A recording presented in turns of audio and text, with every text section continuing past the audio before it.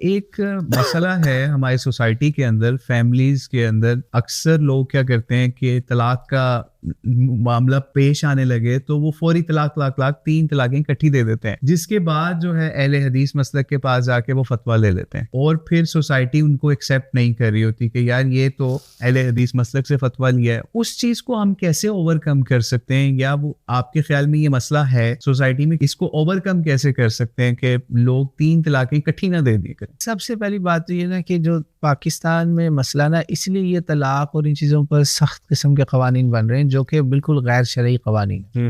English میں ایک محاورہ ہے 2 wrongs do not make 1 right، کہ اگر یہ طلاق کے معاملے میں حلالہ اور اس قسم کی بدماشیاں اور خباثتیں ہو رہی ہیں معاشرے میں، حلالہ سینٹر کھلے انڈر کور، اس کا حل یہ نہیں ہے کہ آپ خالی دھمکی کے اوپر بھی لوگوں کو جیل میں بھیج دیں، یہ تو کوئی حل نہ ہوا نا۔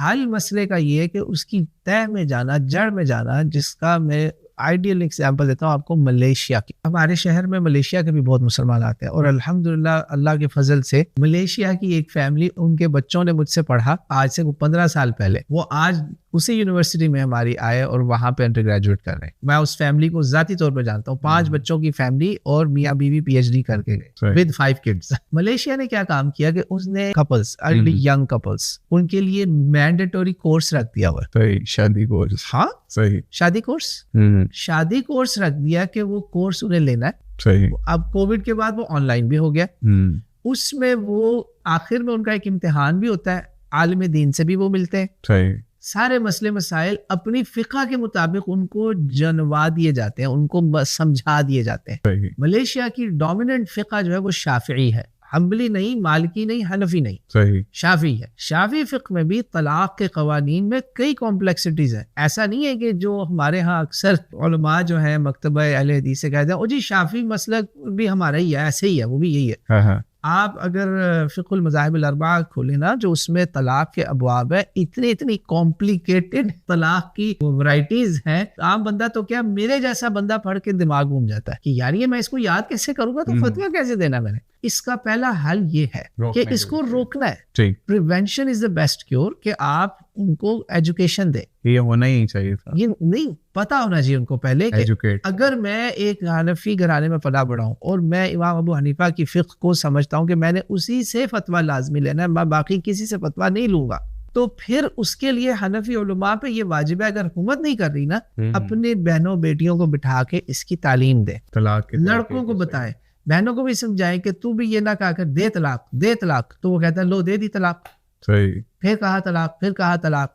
اب یہاں تو ایسے بھی حنفی علماء فتویٰ دے رہے ہیں، میں نے ان گناہگار آنکھوں اور کانوں سے سنا ہے کہ انہوں نے کہا کہ اگر تم نے ایسے باتوں میں بھی ذکر کر دیا اور دوسرے کمرے میں بیوی سن رہی، شکر الحمدللہ وہ ادھر نہیں ہے، تو ایک طلاق تو ہو گئی، لیکن یہ رجعی ہے، غیر رجعی نہیں۔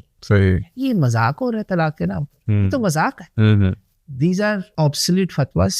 اس پر کوئی اور اگر اٹھے گا، حکومت اٹھے گی، 10 مانیں گے، 10 نہیں مانیں گے۔ پاکستان میں سب کو پتا ہے کہ 70 سے 80% مسلمان حنفی فقہ کو آج بھی فالو کرتے ہیں۔ یہی حال بنگلہ دیش کا ہے، یہی حال افغانستان کا ہے، یہی حال انڈیا کا ہے۔ تو علماء کیوں نہیں ایسا کرتے کہ کم از کم ایک کتابچہ ہی لکھ دیں کہ نئے شادی شدہ جوڑے اس سے مسئلے میں کیا کریں جب ان کے ساتھ ایسا ہو جائے۔ نمبر 1۔ دوسری بات، اب جب ہو گیا تو میں اگر فرض کریں حنفی گھر میں پلا بڑا ہوں، حنفی فقہ میں میرے والد صاحب حنفی امام ہے، میں ان کا بیٹا ہوں، میں ایک عام مسلمان ہوں، مجھے نہیں پتا یار یہ فقہ کیا ہے، کیا مجھے حق ہے کہ میں ایک اہل حدیث مسلک کی مسجد سے فتویٰ لوں، یا میں جا کے سعودی عرب کے ایک عالم دین سے، جامعہ ازہر والے سے، یا جامعہ ام القریٰ سے، مکہ والے یا مصر والے، کیا میں ان سے فتویٰ لوں؟ ٹیسٹ کر لیں آپ عوام کو، آپ انہیں اگر کہیں گے نا میں نے سعودی عرب سے فتویٰ لیا ہے، بھلے وہ بریلوی بھی ہوں گے نا، وہ کہیں گے بسم اللہ جی،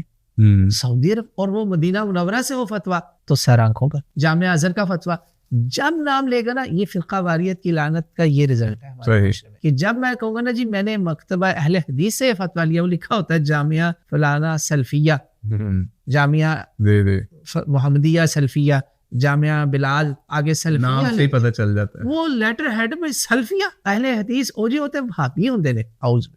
تو اس سے دراڑ بڑھ جاتی ہے۔ تو میری درخواست ہے، زیادہ جو میری طلاق کی ویڈیوز ہیں سب سے زیادہ وہی دیکھی جاتی ہے۔ پہلا ہو گیا، میں نے آپ کو بتایا کہ کیسے بچنا ہے، بچنا کیسے، ملیشیا والا ماڈل، دوسرا مسئلہ کہ اگر ہو گیا ہے، اگر میں ہی ہوں، مجھے پورا حق حاصل ہے کہ میں دنیا کے کسی بھی عالم دین سے رجوع کر سکتا ہوں، فتویٰ لے سکتا ہوں. صحیح. 2 کے بعد تیسرا آپ کا ایک سوال تھا لوگوں کا، ان کو کیسے سیٹسفائی کریں. اب فتویٰ لے لیا اہل حدیث مسلک سے کہ جی انہوں نے نکاح کروا کے واپس بھیج دیا ہے، جی رجوع کروا دیا ہے. ہاں جی. اب کیا ہوتا ہے یہاں پہ فقہ حنفی کو فالو کرنے والے یا دیوبندی بریلوی دورانوں کے اندر کہ وہ کہتے ہیں یار تم لوگ حرام کی زندگی گزار رہے ہو، تو اب ہم نے آپ سے آپ کا سوشل بائیکاٹ کرنا ہے، آپ سے کوئی نہیں ملے گا، جو ان سے ملے گا ان سے بھی نہیں ملنا. آپ اس کا کیا کریں؟ بچوں کے اوپر حرام کے فتوے اور یہ سب چیزیں، اور میاں بیوی کے اوپر اس کو کیا کریں؟ اب یہ جو فیملیز بائیکاٹ ایسے کرتی ہیں نا، ان فیملیز کے اس وقت جو سردار ہیں نا، جن کے سر یہ پگڑی جاتی، وہ ہیں میرے پیارے محبوب،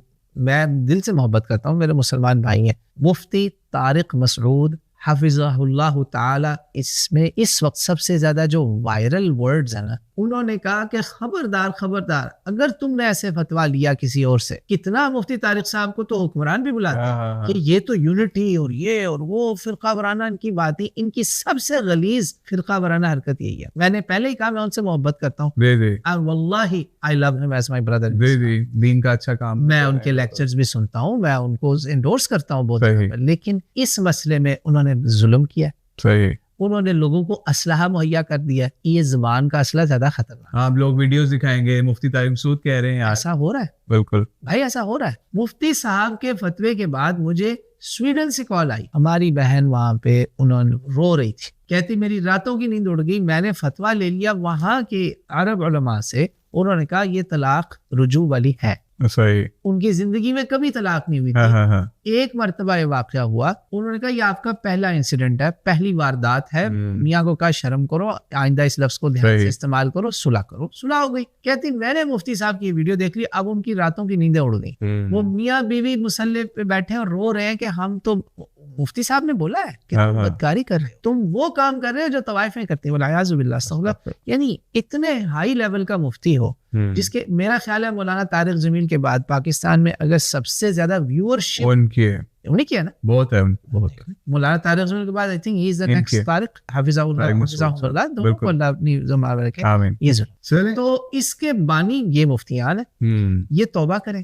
یہ سوسائٹی میں پرووکیشن یہ پھیلا رہے ہیں. اور جو عوام ہے نا جو اس طرح کا بائیکاٹ کرتے ہیں، ان سے میں ایک درخواست کروں گا، آپ کو بائیکاٹ کرنے کا حق ہے، مگر پہلے تحقیق کر لیں. تحقیق کریں گے. آپ ان سے جا کر پوچھیں کہ بھائی آپ نے فتویٰ لیا. ایک معاملے میں میں تھوڑی سی درخواست کروں گا ان مفتیان سے جو جھٹ سے فتویٰ دیتے ہیں صلح کرو صلح کرو. یہ بھی غلط ہے. پورا معاملہ ہی نہیں سنتے. وہ فتویٰ دینے کو تیار ہوتا ہے. او اچھا آپ فلانے مسلک سے ہیں، او ہم دیتے ہیں آپ کو فتویٰ. آئے جی وہ بندے اپنی طرف راغب. دیکھیں ہر جماعت میں اچھے برے لوگ ہوتے ہیں. بعض دفعہ لوگ اپنے ہی گروپ کے فتوے کو ایکسپلائٹ کرتے ہیں. صحیح. ہوتا کیا ہے، میں ایسے کچھ کیسز میں جانتا ہوں کہ ایک فیملی کی میرا خیال ہے 3 نہیں 4 پراپر طلاقیں ہو چکی تھیں. 4 پراپر طلاقیں ہو چکی تھیں، مگر افسوس کے ساتھ ان کو ایک فتویٰ مل گیا.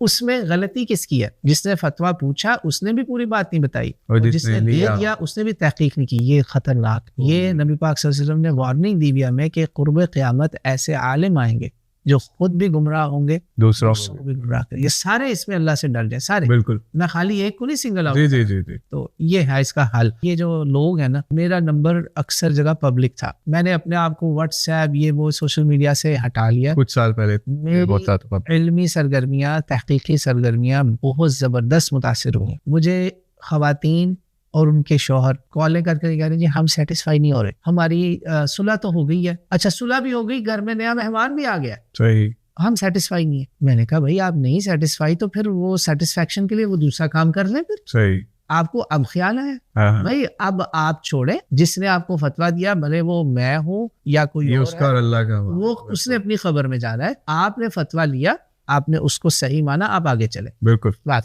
یہ میرا ان سب کو جواب ہے جو بار بار مجھے تنگ کرتے ہیں. اس کی وجہ سے میں نے اپنا نمبر ہٹا لیا ہر جگہ سے. بھائی ہمیں سیٹسفیکشن نہیں ہو رہی، ہمیں مفتی طارق مسعود صاحب خوابوں میں آ رہے ہیں. ہاں تو اس کا حل کیا ہے؟ ان کو کہیں بھائی اگر آپ کو وہ خوابوں میں آ رہے ہیں، ڈرا رہے ہیں، کیا پتا شیطان ان کا روپ دھار کے آ رہا ہو. بالکل بھائی سوائے میرے آقا نامدار علیہ الصلوۃ والسلام فداہ امی و ابی و روحی، بھلے میرے ماں باپ ہوں، بھلے کوئی مفتی ہو، کسی کی بھی شکل میں شیطان آ سکتا ہے. تو کیا بتاؤ شیطانی وسواس ہو، اعوذ باللہ پڑھے اور آگے